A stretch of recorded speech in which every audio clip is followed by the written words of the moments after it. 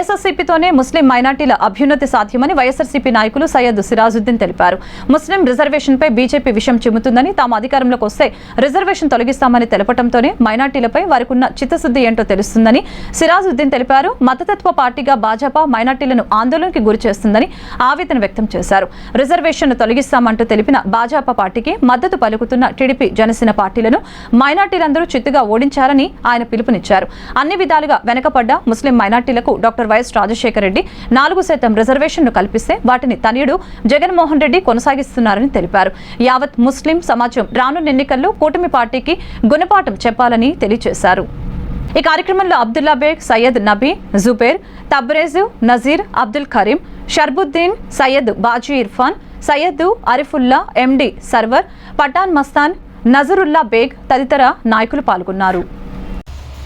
దేశంలో, రాష్ట్రంలో మైనారిటీ వర్గాలను మోసం చేస్తూ నడుస్తున్నటువంటి రాజకీయాలు వేడెక్కడం జరిగింది. రాష్ట్రంలో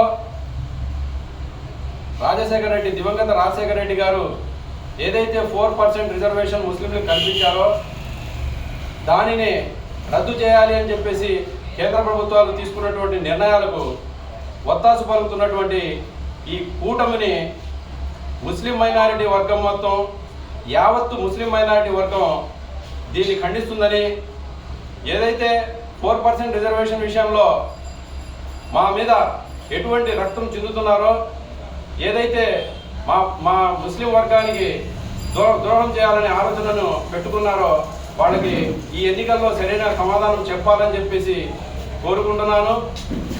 అదేవిధంగా జగన్మోహన్ రెడ్డి గారు ఏదైతే చెప్తానో అది చేస్తాను అనేటటువంటి ఒక నినాదం పెట్టారు. ఏదైతే మేనిఫెస్టోలో 2019లో ఏదైతే మేనిఫెస్టో ఇచ్చారో ఆ మేనిఫెస్టోని చూచా తప్పకుండా 99% అమలు పరిచినటువంటి ఘనత ఈ భారతదేశంలోనే ఏ గవర్నమెంట్కు, ఏ ప్రభుత్వానికి, ఏ పార్టీకి లేదని చెప్పేసి గర్వంగా చెప్పుకోవచ్చు. రమేష్ కుమార్ ద్వారా కోర్టులు వేసి ఈరోజు ఎంత ఇబ్బంది పెడుతున్నారు. రాబోయే రోజుల్లో ఎన్డీఏ కూటమిలో వీళ్ళు ఏదైనా 1-2 సీట్లు గెలిచినా ఇదే గొడవగా ఉంటుంది. కాబట్టి అందరూ కూడా ముక్తకంఠంతో వాళ్ళ యొక్క దుర్మార్గమైన ఆలోచనల్ని పూర్తిగా నిర్మూలన చేయాల్సిన అవసరం ప్రతి వాళ్ళు ఒక సామాజిక బాధ్యతగా తీసుకోవాలని కోరుకుంటున్నాను నేను.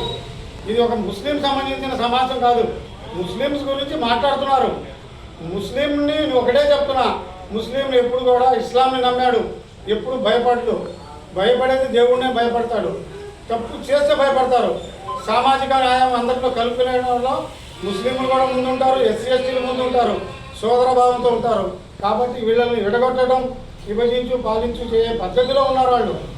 కాబట్టి ఆ కొద్దిమంది ఉన్న 10% ఎవరైతే ఆర్ఎస్ఎస్ భావజాలు ఉన్న 10% వాళ్ళకి మనం ఎట్టి పరిస్థితుల్లోనూ కూడా అవకాశం ఇవ్వకూడదని మరీ మునిగా మీ మీడియా ద్వారా కోరుకుంటున్నాను.